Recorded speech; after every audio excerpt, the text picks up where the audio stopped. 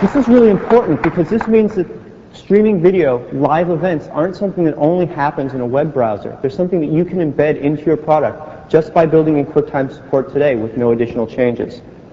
I'd like to show you one more thing. For those of you who have been following QuickTime for the last 7 years, really, since we've been at these conferences, you know that we don't like to just do straight sound and video. We want to do a little bit more to take advantage of some of the unique capabilities of the Macintosh, to take advantage of some of the unique features of QuickTime. So here in the web browser, we actually have 2 frames. And you will remember, and we've got Steve again, you'll remember that in the broadcast app, we had some buttons down below that said Pro, Go, and Whoa. So I'm going to ask Steve to click on one of those now. And I want you to watch the other frame in the browser. I'll step way away from the computer. Coming now.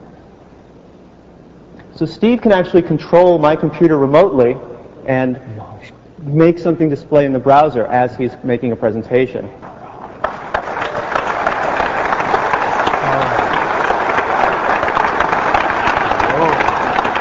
This kind of capability, it's really hard to demo when your CEO is making faces on stage. This kind of capability is really important because in a learning situation or presentation situation, there's more than just the video. There's the slides and so forth. If you can get those to look great in an HTML page, you can use those tools instead of reducing everything to video, where you may suffer some quality loss on the internet, for example. So QuickTime Streaming, a live solution for QuickTime coming this fall. We'll integrate into your app, we'll integrate into your browser, and we'll provide a great solution for delivering not just sound and video, but all the kinds of multimedia you expect from QuickTime. Thank you.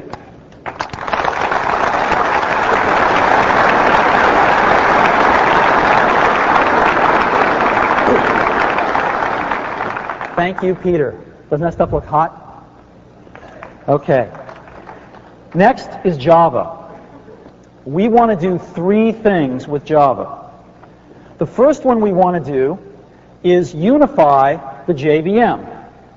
There are lots of Java virtual machines on Macintosh, and users get confused, and app developers get confused, and it's a mess. So we'd like there to be one. And we have been working with all of the developers to integrate the features they need, and I'm really pleased to report that Microsoft and Netscape and MetroWorks and Symantec are all going to be standardizing on our unified Java virtual machine that's coming out in the Allegro timeframe. We think this is really important, and this is the JVM that will ship in the Allegro timeframe this fall. The second thing we want to do is make it compatible. And we work with 2 great partners, Sun and Microsoft, to get the best of everything for our customers. And we are pleased to announce that, again, the Java that will ship in the Allegro timeframe will be 1.1.6 plus Swing. And if you don't know what that means, don't worry about it. Right? And lastly, we want to make our Java fast. Now, this is not so easy. We went out and we measured things on the fastest G3 you can get, 300 megahertz, and the fastest Pentium 2 you can get, 400 megahertz.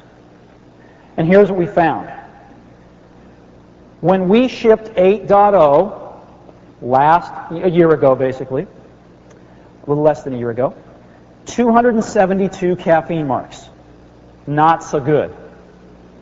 When we shipped 8.1 in January, this January, we thought, oh my God, it's 3 times faster. Aren't we great? No, we're not great. Because Navigator on that 400 megahertz Pentium delivers almost 3,000 caffeine marks, 2,700, over 2,700 caffeine marks.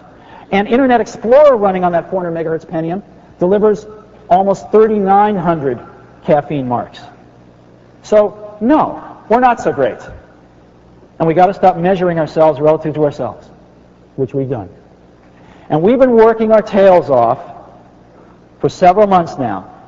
And I'm incredibly delighted to tell you that the Java that we're going to ship in the Allegro timeframe is much better. As a matter of fact, we have it running internally already at over 3,100 caffeine marks today. And I pledge to you, there are no guarantees in life, but boy, are we working hard.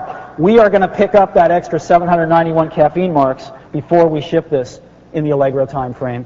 And our goal is to be second to none in performance by this fall with our Java.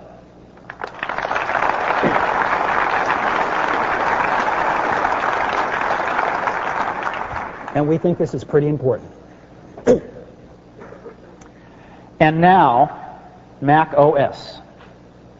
Most important piece of software we've got. Now, 10 months ago, when I got to Apple, a lot of people thought that this was the future of the Mac OS. Apple had been saying this for a few years. It was crazy because the Mac OS has 22 million customers.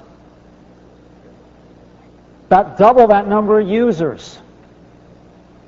It is one of only 2 high-volume operating systems on the planet, and it has 12,000 applications with developers who make their livelihood from it. Far from being something that we should discard, it was very rapidly apparent that this is our crown jewel. It needs to be polished and extended. And that's exactly what we're going to do. Now, what was this Rhapsody thing? Rhapsody was some great technology. Some really good technology. And what it was it ran old apps, i.e. Mac apps, and it would run these new apps that would give you all these great new features. The problem was, when you ran the existing Mac apps under this blue box thing, you didn't get any of the new features. And to get the new features, you had to rewrite your entire app. Nobody wanted to do this. And so we came to the conclusion